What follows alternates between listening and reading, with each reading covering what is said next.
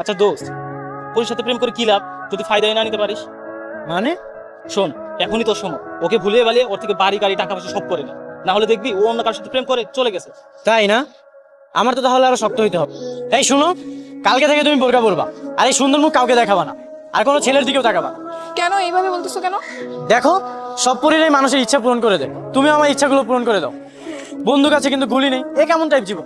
আচ্ছা বলো কি চাও, তোমার সব ইচ্ছা পূরণ করে দিব, কিন্তু তোমার সাধ্য মতো চাইতে হবে। সত্যি? ঠিক আছে। প্রথম ইচ্ছে, প্রতিদিন আমার কাছে টাকা ভর্তি একটা বাক্স থাকবে। দ্বিতীয়ত, মোটামুটি ঝামেলা ছাড়া একটি চাকরি। তৃতীয়ত, এমন একটা চাকরি যেখানে কোনো চাপ নেই, শুধু শান্তির ঘুম আর ঘুম। চতুর্থত, আমার অফিস রুমটা হবে এসির রুম।